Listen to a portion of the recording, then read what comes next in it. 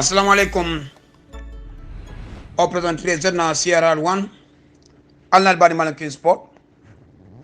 Yo, thank you very much. Allah barakabake gambe din kendulu. Gambe din na ko yela banko kanu. E banko kanu le banko fali kayro kono. Mbalbe konton na Alnal Badi Malakin Sport. Diaspora kolu animel be Gambia.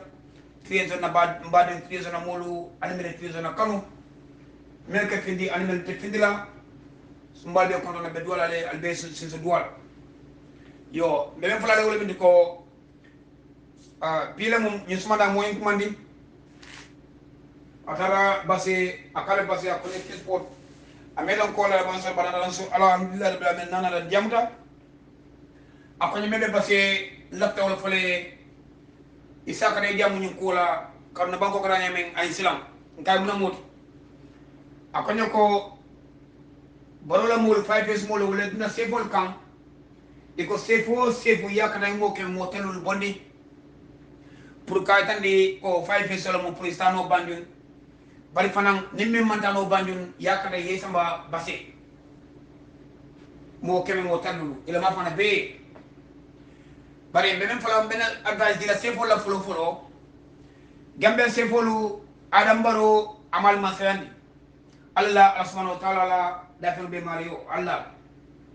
ko harmadi ngo ala ke harji harmadi ngo ala ke bali bari mo kana la mola wala islam monya ibe ku kala meske sama toroti kanu adamaro momo ka sementuya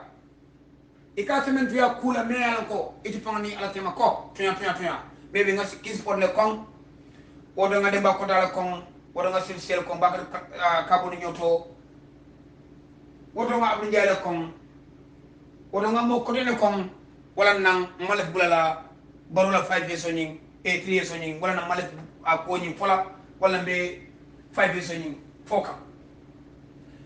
bari mbeme fala barula na ke mansati wasa wata tar se fodol dalla se fi ala masadol tata masami ko wala alta ala watola aboda altide woto alala Allah subhanahu wa ta'ala harban harje ataka harban na harjo ta ataka harban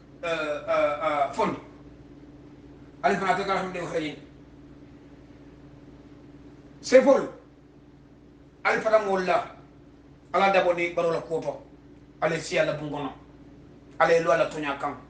boro manke fenti amanke fenti amon fenno do at fenno fanam do at fenno la adam baro noro tabala mansa noro bantabala ale wato men diala mansa ala adam baro anoro bantabala amanka mansat on the 18th of this month adam baro mansa bantale Gambia kabana for the last time mo en ko la ko yemen futu nyaram mansa noro sobel akonyo ko adam baro akonyo noro taba aga spray open space pour face noro sobel ban adam baro bi masaya noro banta bala frem harmadiya sawro fang abe falenkande ko because harmadu ni tara fo imam futa itole yata like imam correct bake ila ba kala fendo di Allah subhanahu wa ta'ala harmadu ni sawya harmadiya la fungo fan bodi bala wala kira ada bawla kalmu kira ayamere ko atamele floba ka fan suma kula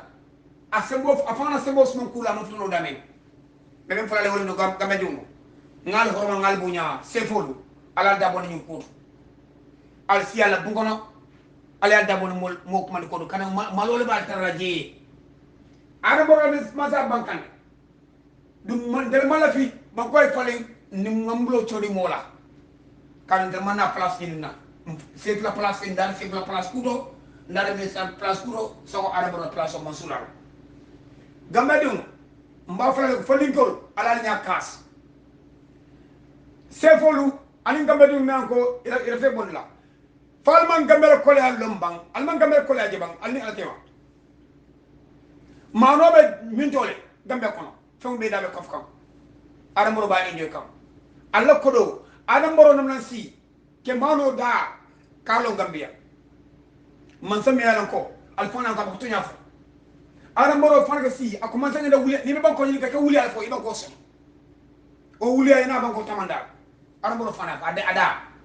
ako ni ba ko nyinin kan e ka wulya fo ni e wulya fo ina si yo wulya ba ko tamandala aramboro la aramboro la amanga de kismala aramboro mo be gambe be so sai o nyene kala ni tuwa du bankolam banko nan ko tuwa bankolam aramboro ba bo lawol kamra ko kam bare Gambia Afrika banko mfala gi dictator sim fama man sa bugana kana ki dictator aramboro mina warna ka banko nyini akadum mol la bun kono bi aramboro bo sa no lay ñodi aramboro man sa nyini kam mol ma kullo molti bi aramboro mo so no lay ko amira atele class bol ñato kal kra masa so jwale okay gambe don de lenga nga samo be ni masala siata nde kis for ko falen wato watila ali ngole bula ali nga kafu nyoma nga masa tembo tala masaje ko mole bula ni len bula ndum do bale ha mu do bale amuna ni moy do ko ke ya jo ni moy do ko ke ye do so mbaye ni mo be la do ko la ibe jo so mbaye ibe do so mbaye ba jola ara bo nyamal abuna do bulal so ngamne kala ala bolo ngake ngadi la bolo ke ngala musala bolo ke ngafi do fato karamle akado ko ken tele ba joka wala adamoro abga kodo ko de karum na kodo la so sai adamoro tek do kono ananda wo mo itebe ila do kula e kana gisle ila do kunya e kislanya ila do kula kislanya mbado mune wono ko de fana kos nde moment do ko ndela karo ya adamoro sin ko la so kabri agrika e mon da status ya fa adamoro ya fa president jameji kabri agrika 5 years ola mune keda ina mo le kam mo le kano fay ada fay adamoro ganyata 3 years onin bar ni adarno ko la so mol kabri agrika 3 years onin o time wala minada itele agrika wada me de maw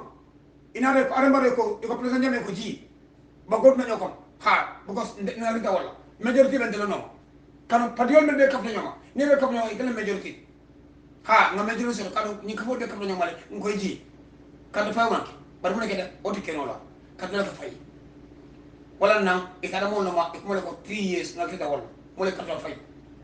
sai mun na o mo dan ko ji ibi da bun ko no o mo su kan din da man kara bun ko no e ko sije e ko ara mo ko 5 years old nga o ikara ko mo le gambe ko mo ne man da bo kan ko nek ko mo ram kan ko la 5 years old ara mo la ala nga ka nga referendum wala ma kan la fay ala ko ya fu ñoy ala ko ñone ni ya ala subhanahu wa ta'ala harma du me ala ko be lu tonya kam ala ka dalla ala ka ya ko ak ko la ala ki ma ko me diam la kabrin jelwa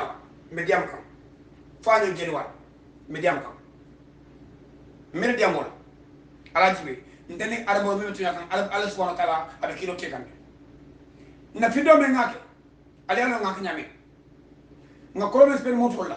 ni a check akolo man pensi mol fegel fayte ke kulo speni fala mutola kele mutol ta kele dimbarti ka kawri kata e salon ko mola ko tinabi kene ni ma medul lanu na mi do so talende momentali amantali mo kebena nola hani mo mamra wo fansi ban lumena mol finda mo jole finda mbade so ala yalan ko ala ni tonya mola adam baro me ko mandi kolmi me ko fulolo mi me ko sarlolo mi me ko eni oda tagami Gambia bari ngay comme na ijiko nga konde kare ko tonya fo e bugala hido timan wala ko to me ko harbadi ya kono mo men buka tonya fo ani mo men bugala hido timandi ali Quran karna ni ga muna mo sa ni wala moti ala Quran karna ni yo fesara bam ala yini ka mo men da buka tonya fo ani mo men bugala hido timandi kan ni ko da buka tonya fo ma mistake ara baro loto jani ko mani boto Gambia kema kono kabri adamoro man sada man bolu man fladales kema kono Gambia kono awo man tuwala ako kala mum men atayalo kaben 2016 kana nyinana ako kala mum keme lulu amin fence mbado say nimma fono adamoro da ko tunya ko mem na fono lawto ala frek mbado adamoro everyday ala kumol night ma keme fo kuma kemo nyin kono tan woni lulo ala ko di o tobe 75% ala be ron après diamani dia mo me anko ala wato bandale ala man sa banda abdu jamani dia mais tu en fukale askano mo len na ngeni audio moy wallahi billahi men kala alal ko men fuka mi tial fuka Mansakeo, il est lori, il est sitting, il est mort, ministre de budget, bankobe, ambassadeur Niabela, dunia be Niabela, et que comment fait même que tu as, dunia be kalani comment que tu as. Ako, ate do ko menke. Ya jamen jawra development men be ya beke. Ate la sani sabo damman, ate me gol sedot. Anyum fana ke kan bama yul namna moy. Anyum fania kabri bama yulu namna afania moy tulola. O be kero nyam. Say talulu alim fula. Development men kel dib gambe ko e a poto damman jia tes damman silo damman yali na wado ku ana dan wala kanata ana borom nake mbalu ala fa nake akade do ko menke ol moke démocratie kendo me gambia mais jawra démocratie si gambe ko do ada borom démocratie na gambe ko mais jawra tasi mbalu ala fi ko ñoy yalo be me kiri gambe mu fa place to fo nga toñal fo dum toñal fo nga kolen ni moy fana fa ali nga fay wulo mu ya fana ala billahi wa mutiyat na moy wuya so ko nyaton ko ay wuya ali nga fay be wuya ay wuya la ni mam men no kra fo nga nole ala traf ñoy ala mbolo ima ka masak on etin e be jila on etin la wato wonday be fole ni mal la wala si fo ay etin si wonne fo metara siring suba ni wuta on etin somana ni wulta ibal ko kube bang kule fanale bokambala niela on ina de fano keta ibal ko kensan le bant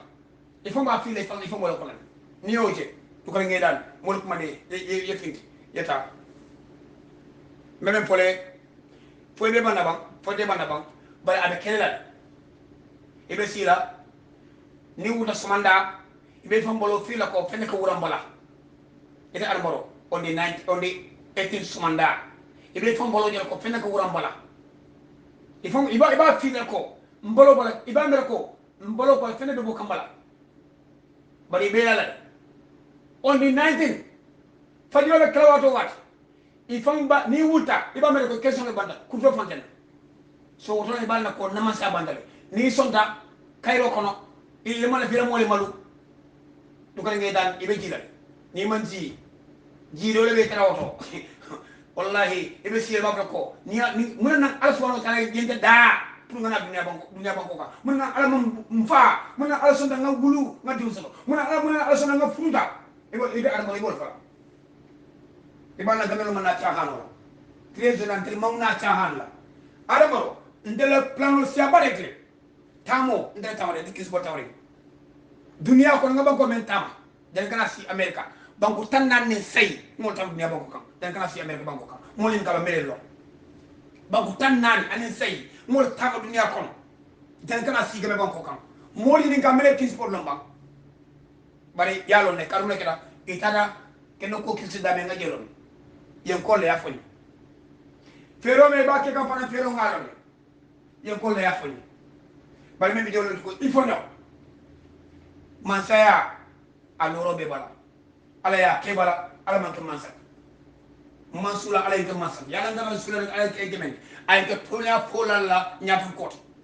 ngata tonya balu kan rek banko kam freedom fighters ha anti corruption group gambe no corruption in the country ndek sport no never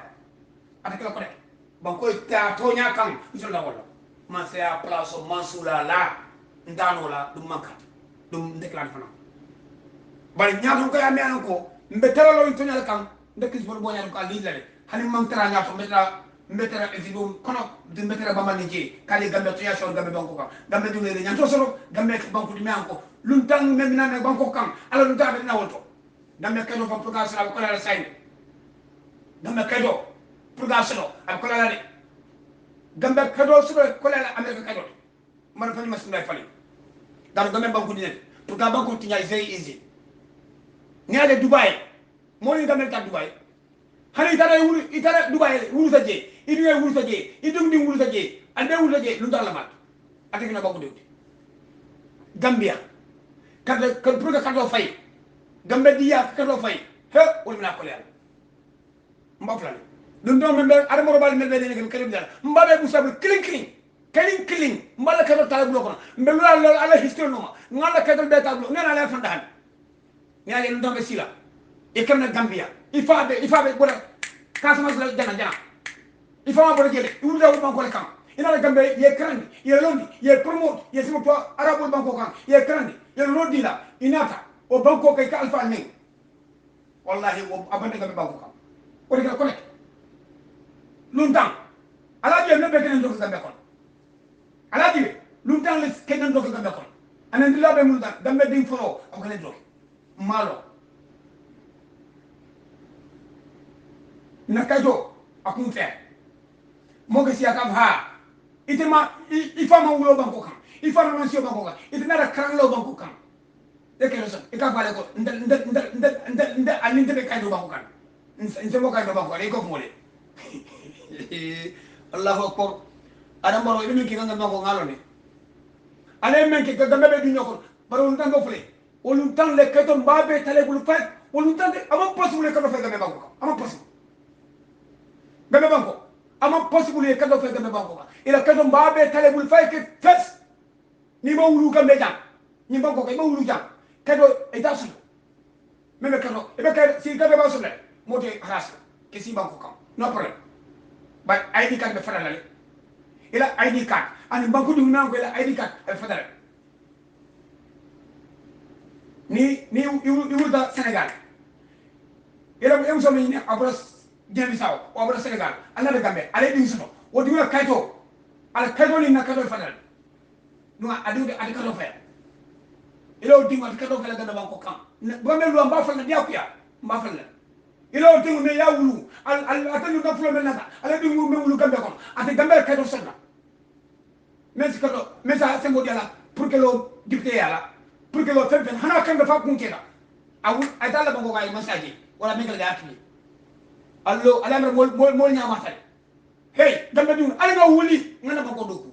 ali nga wuli ngana banko doku ali nga wuli gambe dun trier na pour gambe ke gambe lunta ya nga hey ala mol ya my friend Dubai wala bije Saudi Arabia wi ni ka e ka ko sanya dile tuwa bol America jam nyim banko wara batri America ndum tok dago di banko ka ike borde hamili kilometers donc 15 uloda may kolje hana Afrika benal America jati America fala Afrika be ne benal America jam hanmi place bi jarna ko Afrika ulol so gambe dum is very small ndem gambe fala lu tan la lu tan ko be mbama ñol lenna e ben fama ñol lenna e be wulul bulal la wulul ate kala abunda mba so barolo man su kunamba close abunda sunda ni pour Sénégal il ne muso pour Sénégal ana de Gambia hana le din kebe so jam ite kado fayla ite gamela ID card soba lundan ID card bo soba elo do wulu kado mbadi la le ba wulu kado mbas ka ko iwu da gamela ba ma ka kamelo wulu kado be mame ci la be ko nyama yawa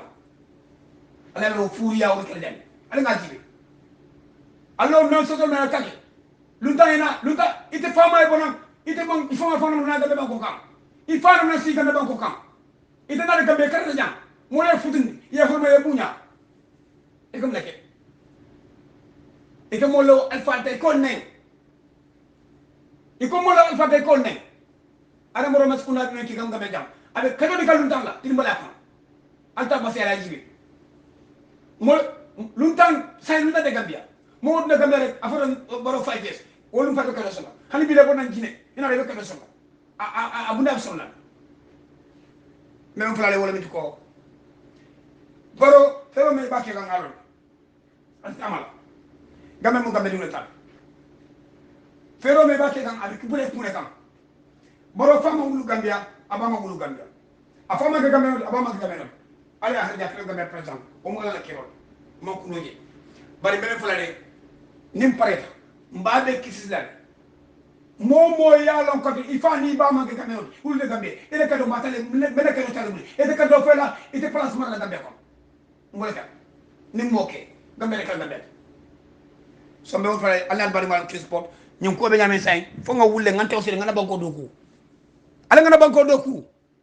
nen dilande be gambe jang abe luntan me be kenen to gambe abe luntan ala jibe rek fotu nyande abe luntan fonga wulle ngana gambe doku gambe do ale findi ale wuli ale findi anga tunya doku na gambe banko kam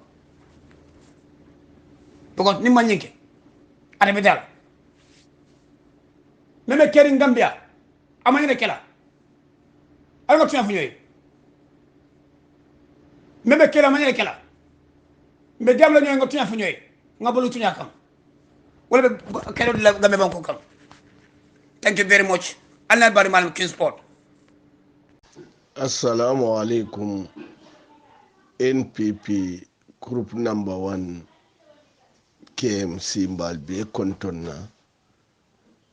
bi arabalungo somandala alla piar wole mu fava kare danso ngal be konton kabo national chairman na kundanyang aning national women mobilizer ajarat maimuna balde aning campaign manager Salif Cisse ngal be konton aning coordinator Sanjal Dabo ngal be konton na secretary general konton du Cisse aning Bakaw Kiaman ni konton nte tol be fola no barinsi asom rights na sinkiro be marali membulu ajarat fat bayo ngi konton aning fat deba Aisat Kamara ngal be konton yo nadia mo bi abita UDP ko lekan bawo dia mo be siari mbake dia mo membe dending nyin 3 years wala UDP 3 years o nyin par UDP 3 years molu mba falale natural sala kuma kan fale node aliya keno nyinti ko mbe president baro bondilale lafta bondilale nyin kama nsi Usain Dabo Sindi molu siwo moy no alfe do mandi bari nal ka fo mole ko president baro e mole lahidi ay lahido le tinya wala ya tinnan ba bondila minni ke la moy alla de ngamira e fana be kilin na memory sotole komi ka kumo chip je dinkira mento kumo men fota kunun adi men fota kunun ko adi men fota kunun ko ba mol men al kadiya mo wol fana yo mira lang sotle ke mira no al tol diamul al tol mo ne fo kunun ko anim bi al tol ka mo ne fo ni mumé la be fana ka mira naliko president barole mo lahidi nyin nako nin sanji sabo sita be jelale nde ko ngalla soso le president baro mo lahidi wala kachale mu me yalon ko ale sono le kachatala nin saratolu kan pati sei wala pati warawla wala le site kachata nyin kuwala ye dalilo landi dalilo men yalon ko ibebe safirin safe fengol balale wo dalilo nyunu ninga wole ke sanje saba kono membe kala internet president nyinti ni wole keta sanje sabo sita siji sita si karto fay sila ni men kanyeta stam wo fatan bari mbal nyinin kala hanin to la moyato hana man ka bankol ko hanin na moyato akmeno membe ko nyin hanni ya tara albe korda la wafi kan korda me yalon ko ale fenjo amam banjola al ka krimen kayto le dida al damma te mali yalandi wa krimen kayto nala dida albe a safarin ko albe ka sai nal yalandi bari kayto men didata a kayto nyi man sai ni bar hani sai ni bali afa wote la jana fan o man ka dalilot bari men no fota fole le keta bam fo man ka bam pour nyin kam ko ninga wol ke tin san sabo sita nsi banko sendi kata way fay wo safe fengol men non kacal kata men la fo kata la ban fo manke na jabiro menti manke adura kebal ya fana na jabiro na kebal ya fana munati ne manke mbe o fana nyinin kala na jabiro woto fana UDP altola yati na manke bawo altola na dala agreement tare keta ali yalon ko jun mukumalti me yalon ko fotale babali bari man sai ali woto lon ali ko ate kela president onyin president ko men do tambita sembo membe ya jammela nyim fanam be wol sembe kilin wala taala sembe kilin men tata jawara nyim fanam be wol sembe kilin wala taala atala be moto monna ba bondila ali woto betinya bawo agreement ko na be jere ko momoro de min president la fita tombon asa recommendation o keno den tela fita nyina aya kinan ka fobe lorin ka fobe tara lorin ka fo mera wala be wol jubel fo mari jareta la ba wo place o mara nko député wol men ni yalon ko UDP e wafi ko bita president baro de makan nsa fona le député sey wo banko molu wala le wala kan timmandi wala le banko molu ya kan men foy wala le timmandi wala mu right honorable Seku Maron right honorable Fatoumata Jawara right honorable Alaji Jawara right honorable Abdoulaye Cissé right honorable Baba Kalle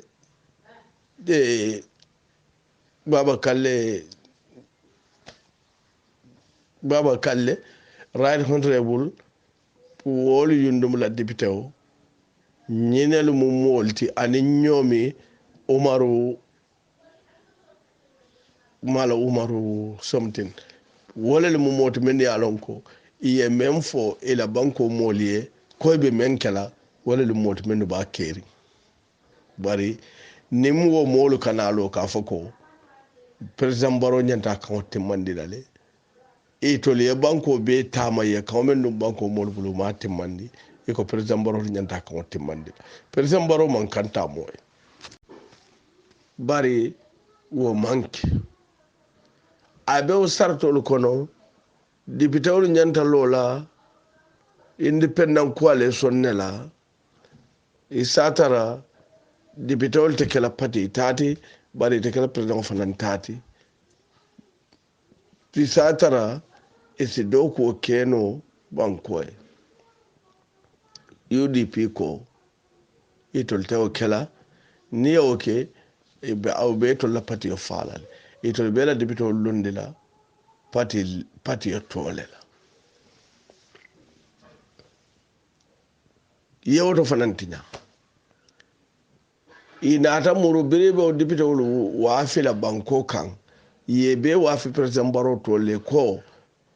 banko molu député o fele me alon ko nyinemu adama baro la député o tula den adam baro be UDP wota le carte fay nyin député o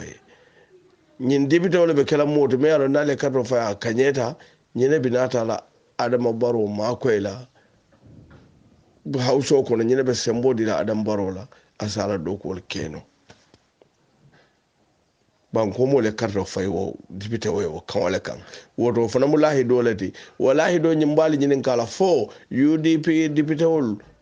ay alla banko mo le carte fay o kan men faale ba te mande kan bal be president baro ma ko kan ba pour banko do ko alba ma ko kan ba falta ma ko kan na jabiro woto almantra ma ko kan ni ngala interview la moy anin Haruna Drame ako nyin agreement kayto men di data ten ate nyafango maaje janden karto fayla karte fayrin kola akanyerin kola la manata na karanko nyinel be kayto nyimbala bawo ate na manam mabe inda party la meeting kilinto wotumo me alon ko meeting be caring coalition kola projet kafuno nyoma ada manam mabe a meeting kilinto fo convention lu kabira ma be do mitun lafana abada jaman kaito nyinje fa kanyerin kola la ngana na kaito nyinje ko nyine ba a fama la karandiro ay amoyle komi mitin la ta ka funga akrimeno ko nganyine le funga nyine le fo amanka ka mamoy bara da fo jato ma a karan bu kayto bala adu ala sayni fanante je kaytande ko ntele a sayni ko han sonta wala bari ñin do fana manka kayde saferenti bari ya député wol men soto député tan sabanin killing ñin député tan sabanin kilo mumbe la be soto ta ñin kalimol la ali karro fayni ye ñine be adama ma ko ñine mo adama la député woti adama mu UDP ñine UDP député woti na ali karro fayni ye so ma ñine be adama ma ko la do ko wal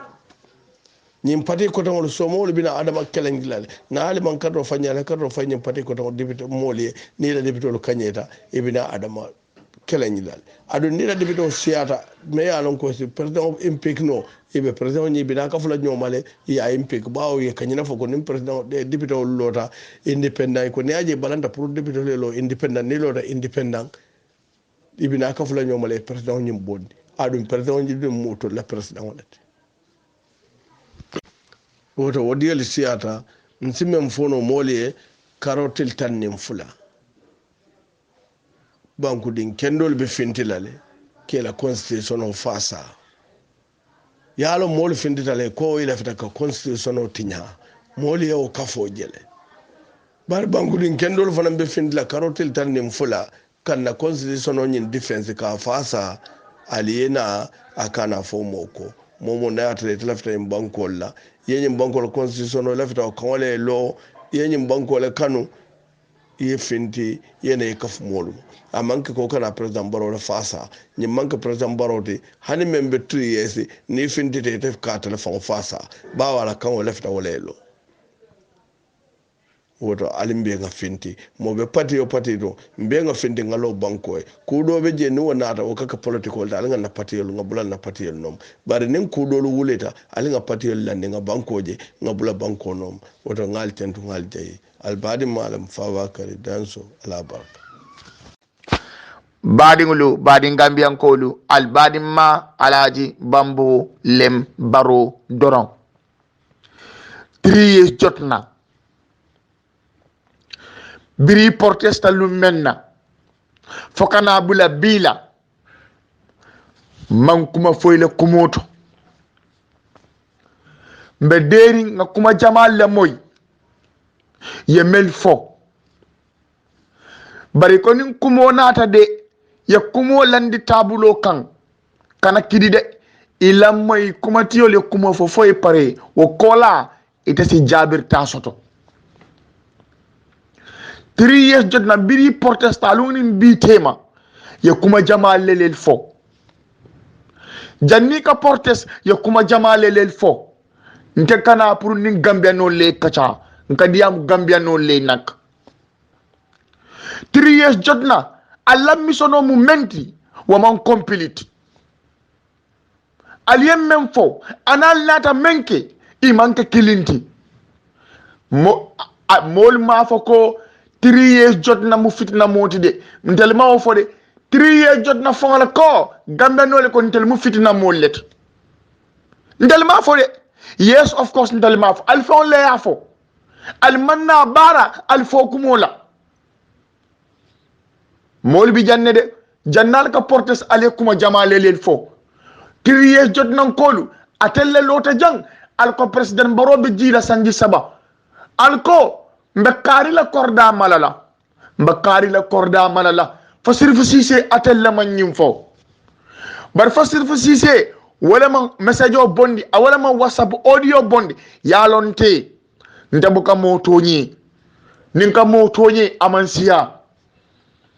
adun kasila mola ngamen tonye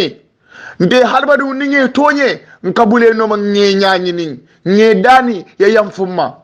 kadu nyun dunya atala banna yalo e malon lumbe sila be danku naman satallala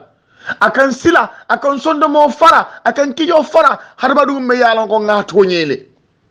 ninte nga harbadu tonye ngawtlo kumbo damandala fa jannabe yamfulamma ntabuka lafuka mo tonye bar sirfu sise ala nyinin kaban foytel lama whatsapp audio bondi kamolu tretindi ko ni sanji sabo sita nimbaro manji ibe kari la korda malala foni mbamboytel le da kono ba woman ka fitido taman serolti ban wodo nimmolu ko nyil mu fitina molle to juma nyol le yafo itelle ya fo itel 3 years in kolu bawo itelle ko be kari la korda malala ibe kari la korda malala woto mo man kawla Allah wonal kana fo kal felal manuta alientel boto fitna molleti ndel manna fitna ka hani atella fon ko gambenol yoko ndel mo fitna molleti wala kenan gambenol fana lota e kal mo fitna molleti al manna fitno ke wota atella fon yalla kumo bayi al fo kumo al kalbe menkela atella ya bayi atella lota gal ko ibrahima sillala korda al bamalala aliye molu konti aliye laño kan al ko nimbaro manji al be wolle le kordal malala fatal la mafo fo man ka fitnot al manna bara wala al ko nal nata al be baro jindila al manna bara wala jumañol le malta ntel la malta fatal le malta atel le afo al ko president no be jira wala mal la missionot al ko be kari le korda malala be kar le korda malala al manna woke atel la mal kan bayi bang atel al kan bayi fonte le en kan bayi atel al kan bayi أعوذ بالله من الشيطان الرجيم بسم الله الرحمن الرحيم السلام عليكم ورحمة الله تعالى وبركاته mbadi muslimolu dindin keba musu kaf kema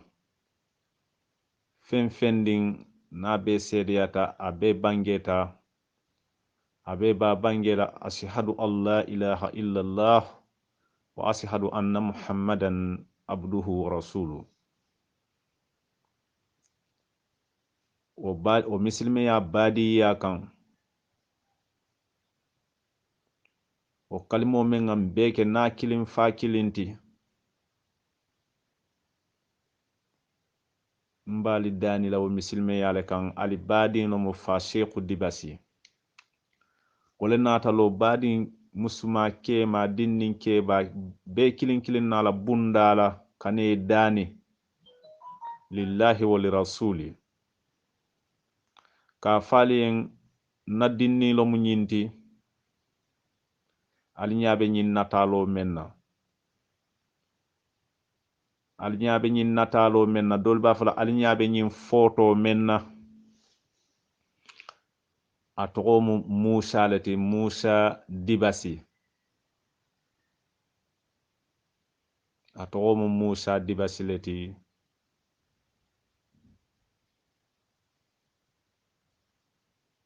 abotanna abena sanji fulama abena sanji fula timmala ala bonna isafo sanji fula bari abe duniya dawo dandin ate fan la qalon ani mansa kallanke marigi ala mansa kallanke wole balon nin abe duniya dawoda anate fan jato ate fana qalon nen telbe damen na barin telmalon ate be damen na wala kammala nata lo badin mume be dala ni Musa Dibasi mogo ndin nabeya iqamma koy lillahi wa lirasuli ala nin kila kama anin misilme ya mengam beke badinti o badin kiliya kama alkan konta kinna nyin nimoro la fa Sheikhu Dibasi la nyin nimoro la olum 77 362 80 89 olum 77 362 8089 wala alsin kumandi nyin nomba do fanala 77 560 60 80 olom 77 560 60 80 mbadinke afana mun dinkelete Muhammadu Jaabi ntelenga yamari asi wodiyo ke fulati asi wodiyo do lakan afana ngamen soto jasi wofo otumanate fana sala nombadi na kala nombadi at Muhammadu Jaabi la nomba o komando soniyata memma isa komandala wala kamisa so bulama no soniyata memme qabul isa bula wala nin teleta soniyata isa ke wala wodi o felenti abe jamfala mbadi muslimo mume be musma kema dinnin keba ngade maro nyini ngamu me bela lillahi wa li rasuli alqande manna hajoma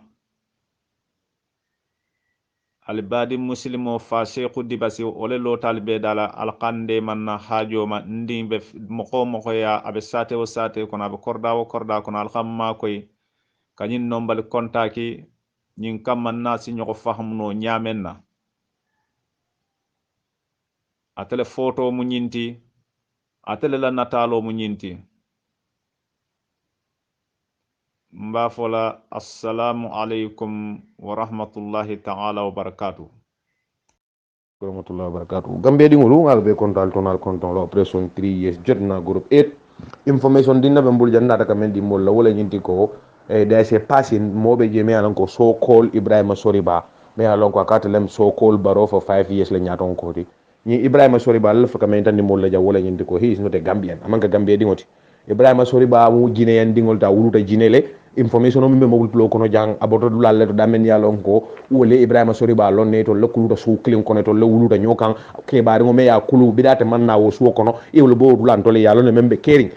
ala kor fa ala kordani men nyaabati ni nyola ni men be nyodan dangolo wala ka information di mol la men yalon ko bidata ma wulu wala basiri wo sata woto ana raje nyaadi la lumi ana raja kete nyaalale Ibrahima Soriba amambondi Gambia Ibrahima Soriba wuluta ginele basela alkalo ka fo me ko selluba wo binki membe siri Guinée Conakry wala dingo mu Ibrahima Soriba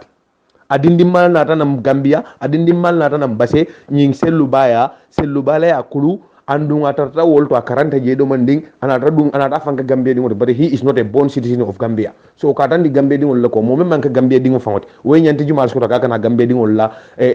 luwala kele wala Gambia dingo la feri man nata left wala nata man left wala we care about the foreigners when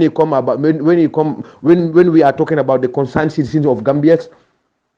fontol nga forenal kayala ba ning ayatan nyanta ka diamu kon sa Gambia dingol la nyantol la ni Gambia dingol la toro ni Gambia dingol la bata forenal nyanta da mutale le jenke mol la problème mol kono Ibrahima Soriba la fa ya kumato muta aya da dinko soron amanka Gambia dingoti afa me yalon ko afa sembendi wala ka fo e ka fo me sellu ba o binki wala dingo mata Ibrahima Soriba andata wuludo basele aya wuludo Guinée Conakry le nyim Ibrahima sellu ba sante wala basela alkalote basela current alkalo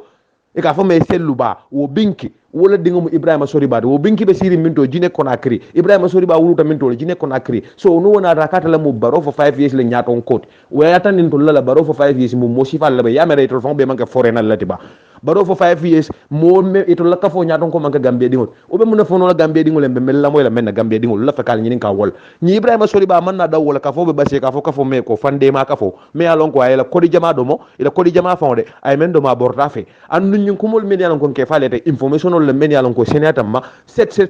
and the more information is coming but men kum mayra jam fa kum mayra wala nyindi ko Gambia dingol ali ngam fan cross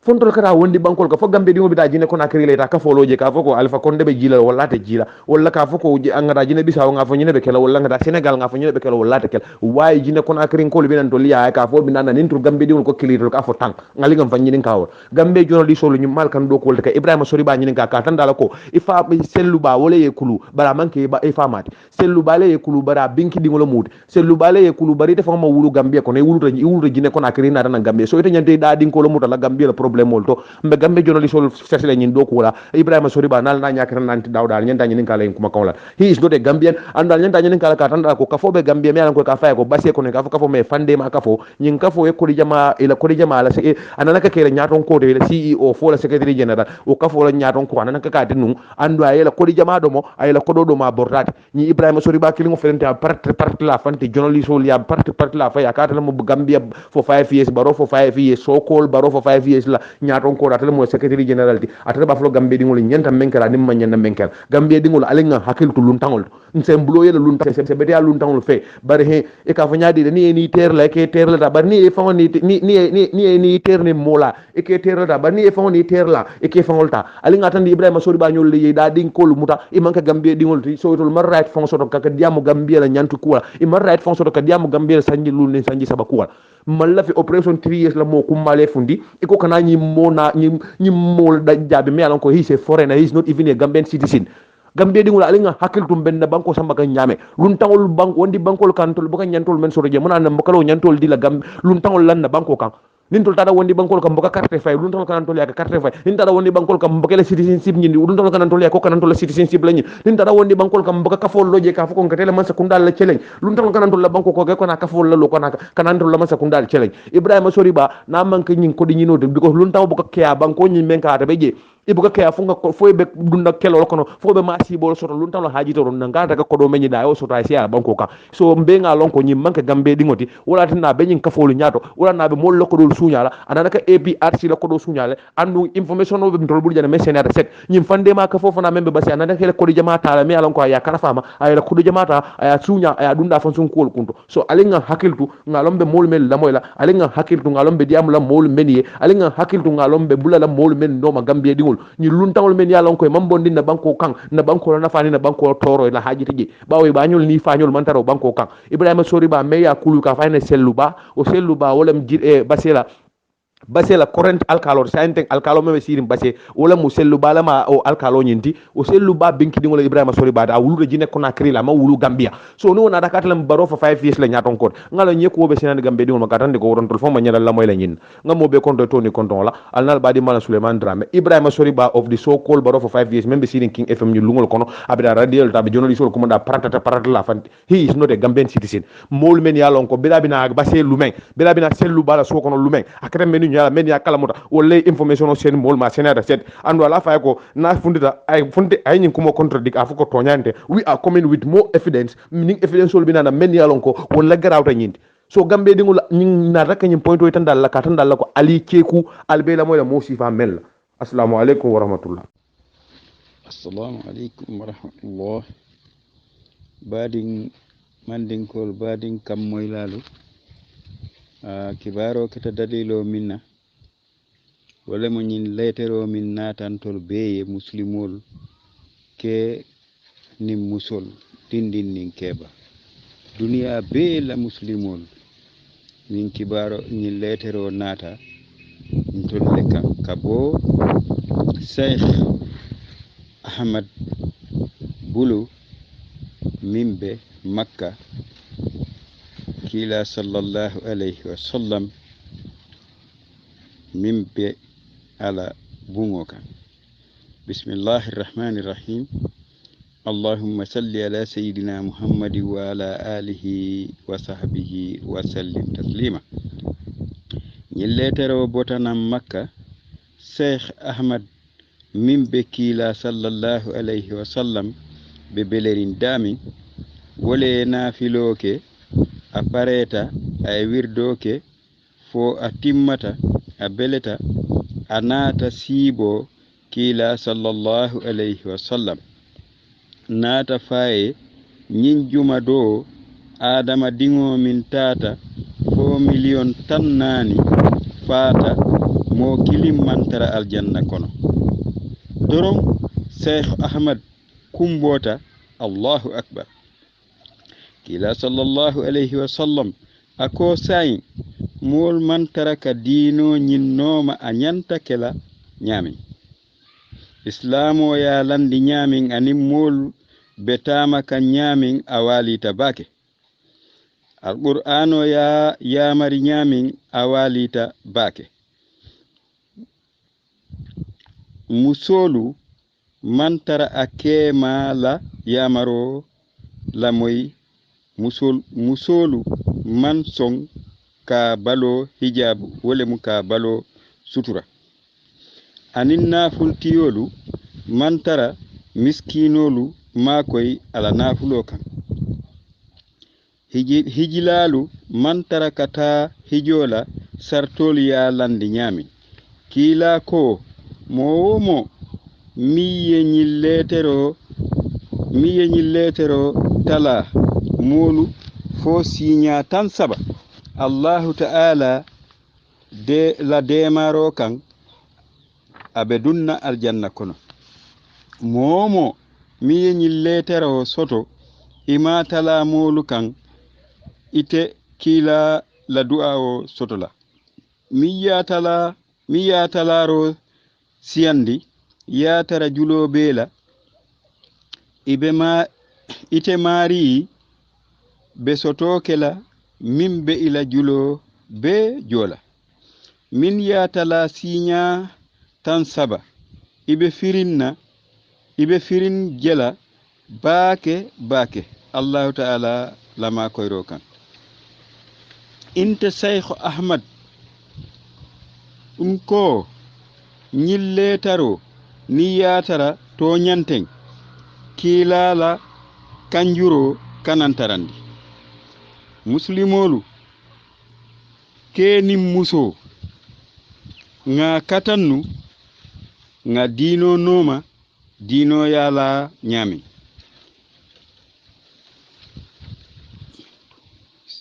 min tomu isna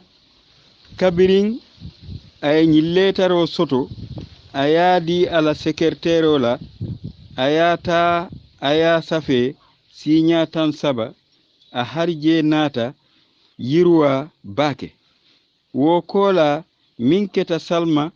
aye ñilletaro soto a yaake ala armoire o kono a ñinatala jee min yata dokuwo la a naata bayi ala dokuwo kono kabirin ala hakkilo naata letaro kan a naata wo safe siña tan saba tili saba kono a naata dokuwo soto wodula kilin min fisiyata ala pilasoti folo baake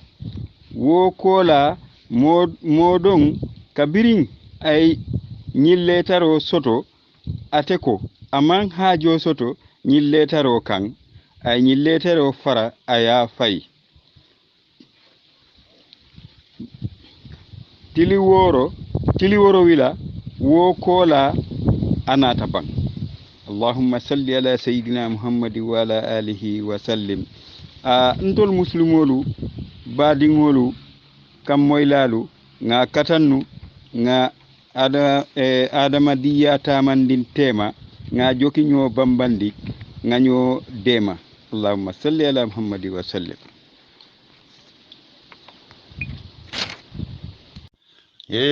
dokuwole nka dokuwole o banko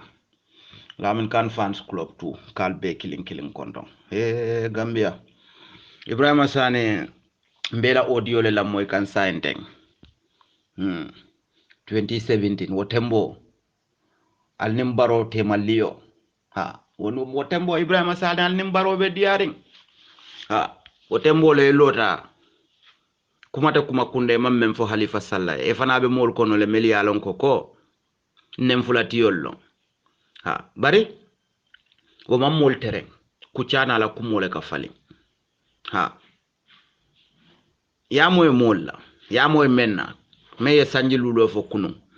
al bulata no ma bari Ibrahima Sane menna tan jahal ngamoy lete ko wo mu usenda bola kuma kangalte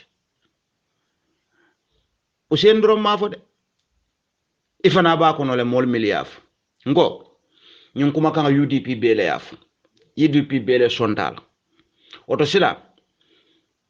because 3 years jotna la milialo ngol fana la kuma kan moyle ka foko ko dunia bankol kan wal kela coalition o lole bari la loi ka to anoto le buka loi bukela constitution o mamandi sa nga diamu jamal le moy silang altel la karola so altel yamira silang banku dingli be jikila altel la le kalal la bang oto ndebe mem fola doy patio molye dron anin Halifa Sallah ala ya hakilo tuwabulu ka me Gambia nyato ka me ka tonya sabatindi wo banko ka Gambia Gambia molko e date tonya fola molko ni nyaay toñaaje be minin na balayta afola sa Ibrahima Sane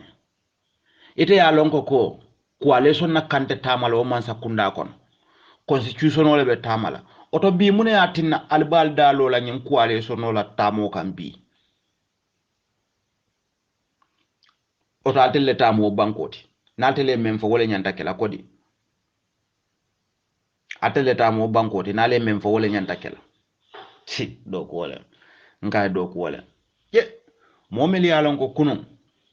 nyin sanji sabobe foka wato menne ka lole be kata firole be nendirole ka kanaf woto moy be la position wala defend kan so wala nan ko Gambia dingle ko alal hakiloto nyim patil meli alon ko yalla kangatinya bawo Gambia dingla alla kangamu MOUlti bare MOU kanga me yatinya doyte wo kono meye MOU tinya bi albe kele kam menna ka fa anyanta sabati lale doyre keta patiyoti membe o kele ka o banko kam banko dingla alla kanga ntaka moy doy dronela membe banko dingla kanga kele kan kunu ha silang ninga kata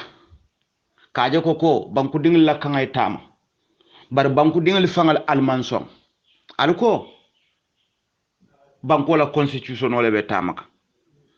because ngalonde ko doyda mante Gambiati ning ayatare doye mol soto mel doye patil soto mel lata kan ka fasa kaje ko MOU le be sabatila sombi binunte nyo sabal oto Gambiano lu doylom patiti men jarto banko ka doylom patiti men man sula la nafulola doylom patiti me yalon ko inata ka banko dingel lel bon banko dingel lel sutura ha doy nata Gambia lede doy man na doy patiyo ede because nga patili jele miliyalon ko kunun ye memfo dunia be moy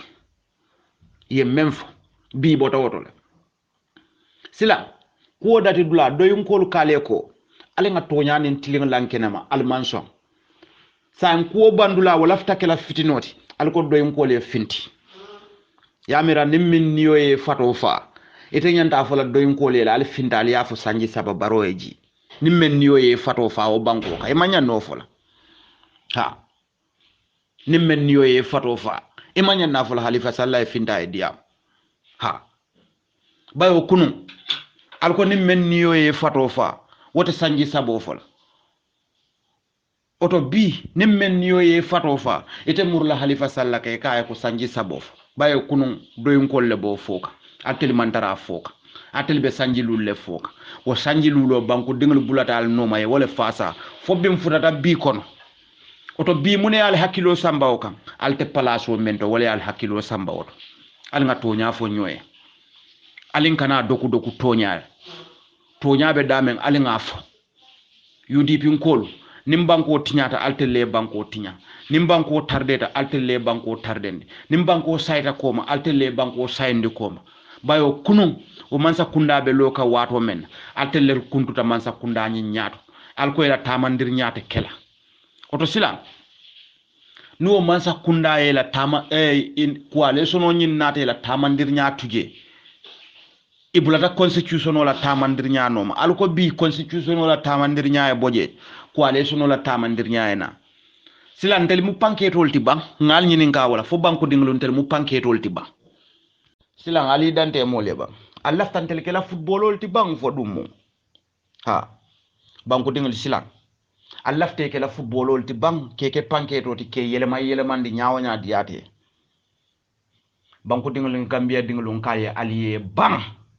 ali bang mo kanal ke bulu kono moti ha mo kanal ke bulu kono moti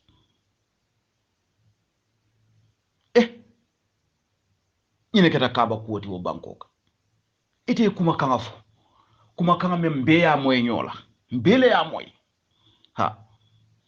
momondi be interesting mbele ya moy ka foko ko sanji sabote tamala o mansa kunda ko to ko ale sono la MOU te tamala bay wo nyim foko ko sembo men kadi president fangala ka siale o sembo nyi nyanda ka limite le alko hani bar wo bir wo sembo yal bay drom al ko sembo e tala al kana mol kumanda al ka fa mole ko ale sono nyanda murla ko te ngasinga kacha mbe mune fula ko ale sono nyanda kasika kacha ba to menna o manyan na kala biti ha o manyan na kala ni al birial bay palaso biral be palaso to al nyanda sonna ko ale sono la kangala bar sila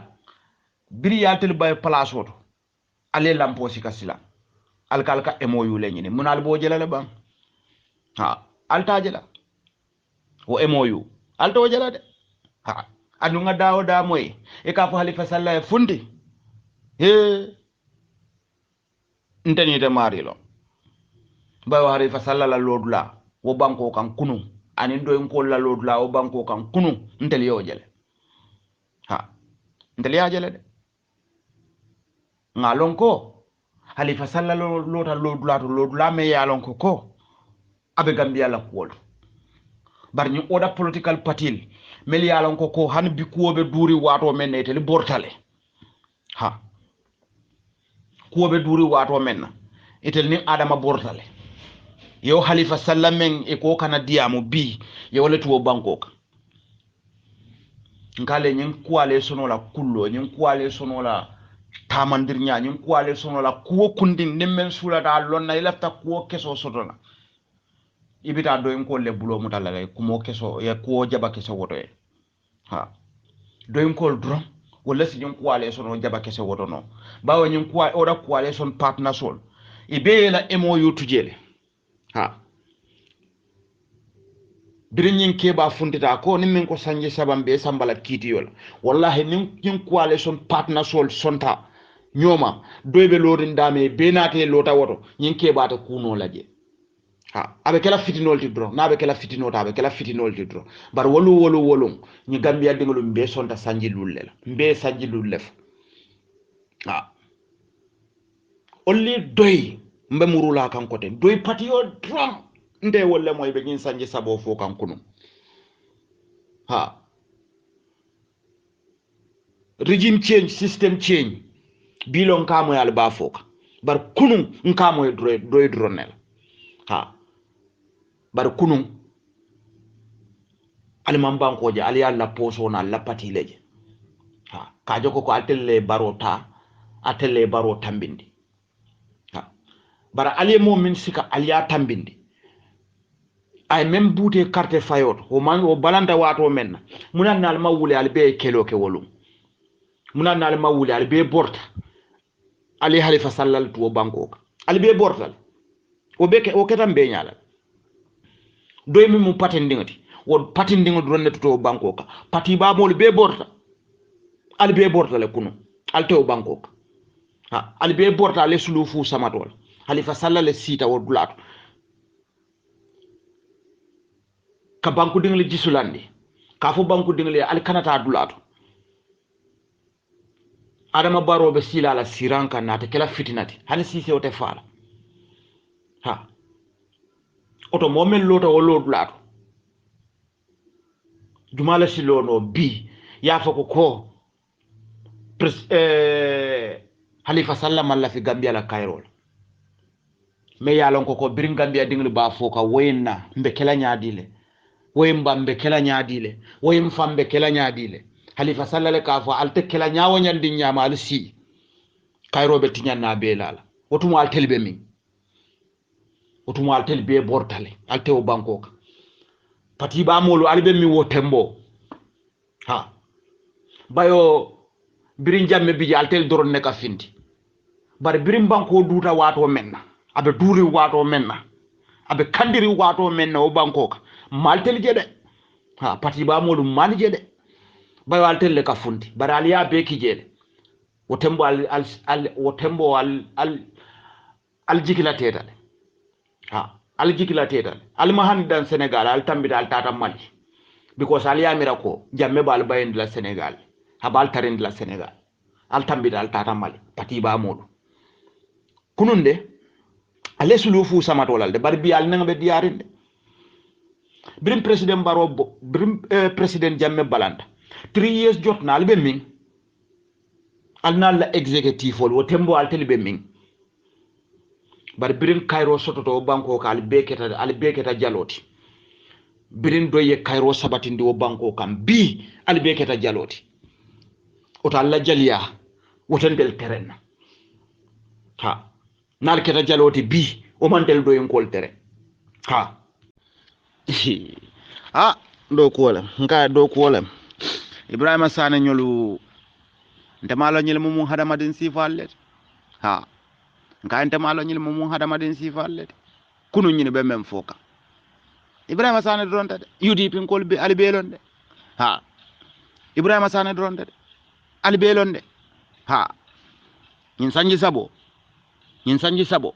kunu albele akela alkata kela ha oto même ma la daliloti albe dante la banku dingliyele ha ala foy ko ndel la fa man saya dronela ali koy ka foko ko alla yin sawun abe dendim pour aller man saya dron alwo fo banku dingliye ha alla yin sawun amantar dendin tusla kajo dron ka ba usenu man saya ndi wo banko kan dron alba ke ka wole kam ha because alia expect le ko wo sanji lulo baro bala sanji sabo kelale ay boja al telefu ha alia expect wala nyama man naje wo nyama so dukare Ablaye Cissé ndata Adama Barrow nyini ngala because ngalo ne ko Adama Barrow te banku dingal be control no la loi la nyanta banku dingal control la constitution no banko la maral kitabo wala nyanta banku dingal control la Adama cannot control the citizens because since yatale bar niaje mo kilinka America be wara nyamindo niaje Trump kilimbe America rule ka because it's governed by law and if you offended that law you will be dealt with according to that law so ndebita Adama Barrow nyinin kala wala munela because amankente ko maketante nyalale mode fem fono lante nyin coalition ko mode fem fono lante nyin diaspora kon bawo ni brin diaspora lota mbe diaspora ha brin nyin diaspora lota ndebi jele nde mamboje mbele na katoke kaje nyin mansa kunda demokrasi na o banko kan del bele o keloke sila ndebita Adama Barrow nyinin kala wala munela bayo Adama la political fada bijele me nyin kuma kangal dum Adama tulokon andu ngal tel kunun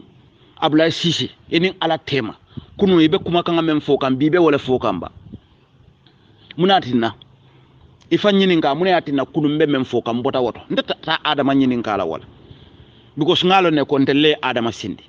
Adama be sirintelle la kanga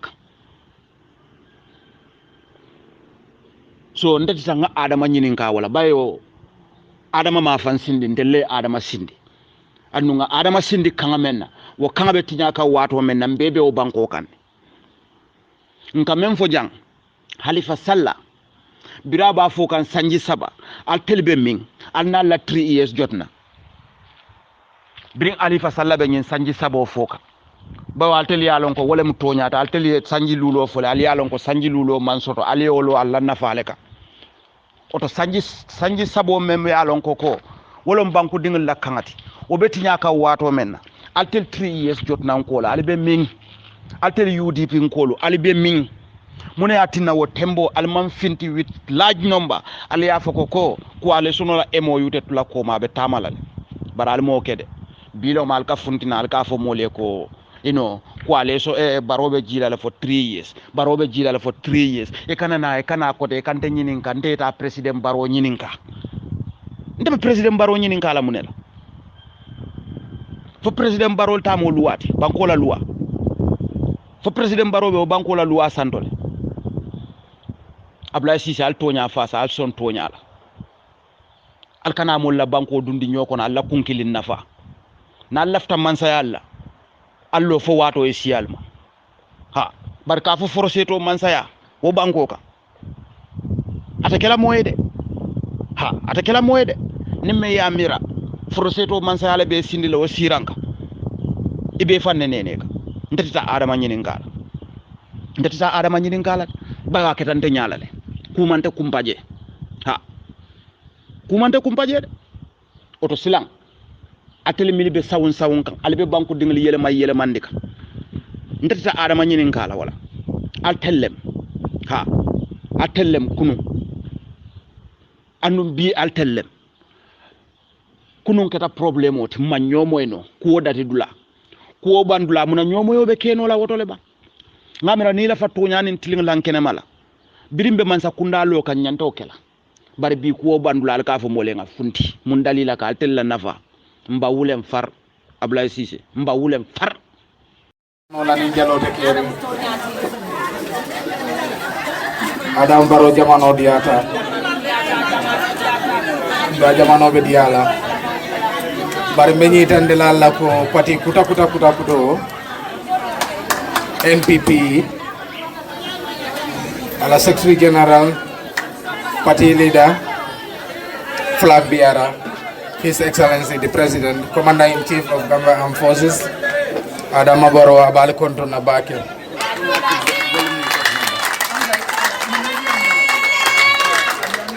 Ndefana mbali konton na ala political advisor Siaka Jatta. Mbe old yundum konton na nga kulle ji jame yalon kakita nyaboti. Kadu ninyi manke NPP la biro yele foloti. Bare NPP la commander follow mbenta mento nye molati mbe NPP la député olu konton na même mandunje officially bari be bengoto janne mengeta honorable Sekou Maron la rekunda mba konton na NPP la député wolo mbal fangal na honorable ba konton na honorable Ablaye Cissé NPP la député wolo ma fanante kadu ni ajen ko NPP la député wolo banko la député wolo mi tel ni ajen ko banko la député wolo kadu e banko la agende bolo pous kan ibe banko dam manne koma banko dengolo e bol le fasa kan ibe Gambia la fasa kan fo min tata sota yeso so al nyanti souté la molo kono le amanke ni mo fulo di barete lebe bengoto jam mbe youth for national development mol kontonna Gambia funding kewul men kafute famma e kafute nyoma e nyi miralo soto ko masakunda da manta keno idan fana nyante da bunda jele Sanusi Tal Sid Lamin alna do ku nyolo ala baraka bake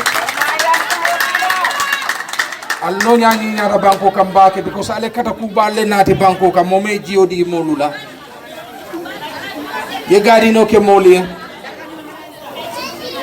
ye jonkon le di molula mol ka sula memma itel mobe ka sula memma itel lota mole wol be gadi no dada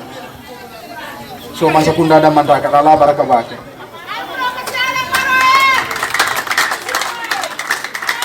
yo jalol ka foko mbarinde na fisata wuluden president barinde bi jar Abu Kassi amam president la ko fasa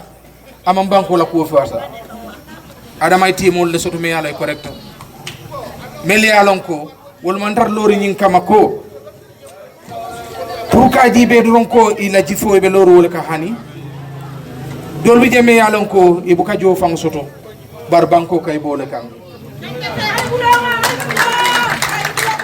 sayin na do ko fudata tembo men do pati karite ngaboto to len la agenda bole itandi la adama lafta menkela banko kan pour membe kala nyenda fati birin silo la karola ban kata loptano la karola ban kata agriculture la karola ban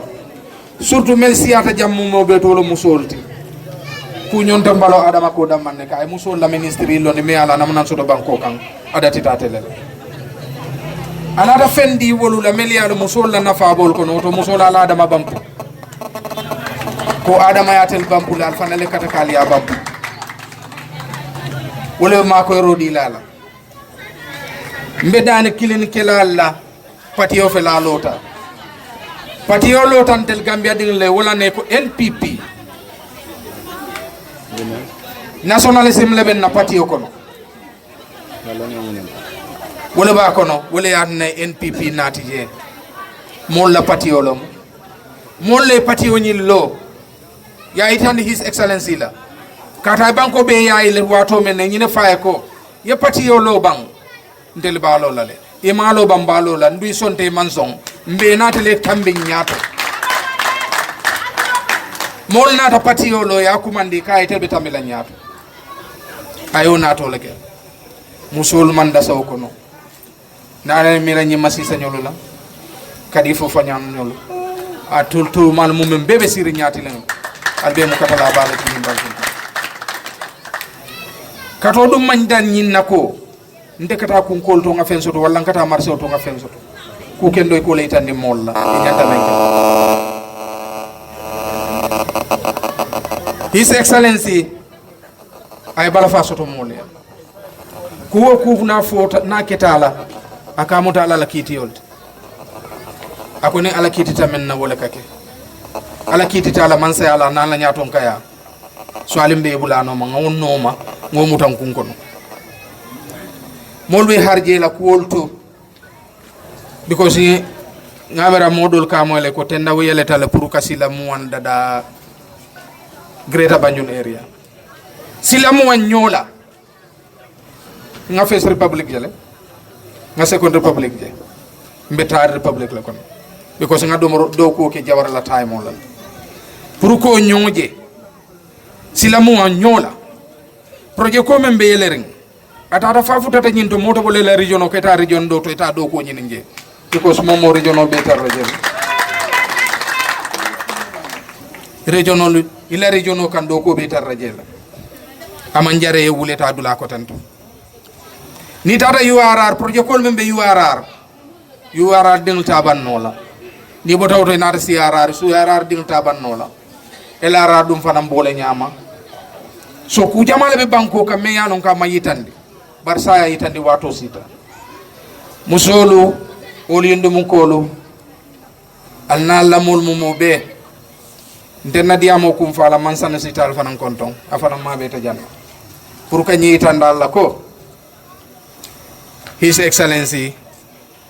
nga karafalla nga NPP karafalla oliyndo mun kolo al talum mo mal danje ala baraka Baraka, Honorable Siaka Jada, the political advisor to the President. Thank you so much.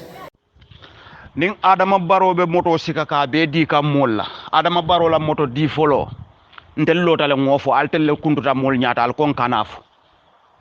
Ha, birabe ko burun abe moto di kan MPO la. Is only doy patio mellota kunun ko kele ya kele nyaadile e koy lafta lonnale they want to know the source they want to know the source ni wasube bataring Gambia fana be wole kono bari Gambia be wasule kono wasube Gambia le kono rada oto ni wasu bota Gambia mambo hanika bi buku sumunala lo woko sote Seneano la Ablaye Cissé wasube ko ma nyaawonya ngalo ne ko Gambia le be ko maka tambi wasuti ba ngalo ko ni Gambia bota wasube bolale bari kam mem foko ko Adama Barrow be mol sola moto la ntelio kele kaaje ko to nyani tilinga ye lankenama almanson aliye bam far wotombo palaso balbulu albuka kuje alman Gambia je alla force priority palaso lo ali allo palaso defenne up to the later anu yal bayle Ablaye Cissé amanke ko ali foroyale ka ali palaso bula Ablaye Cissé yal bayle ali banko na flo pasar le ali ya pasar fo Adama yalon ko atel mento alba tole kuyala ayal baywo mansa kunda kon Ablaye Cissé oto Ablaye Cissé to nyaamu minti aliyo lonne moto folol mil dita ntel lotale ngo keloke atel kilin le fintita alkobol yende bayon tel mam palaso ta alama ne monin kafaro jidi lae Sadio Barrow ya fu kibaro to mbe ya moy nyola alama ne monin kafaro jidi lae même fo mbe yo moy nyola le oto Ablaye Cissé altemo filindino lo banko alfemel filindino al nyongol alswol filindino ha but remember above you people altol filindino la because mbele ñun kuale sono feke mbele ya je so alte kuma kutanat la nan alte kuma kotonat la nan aliya tiñale ha atelle ya tiñade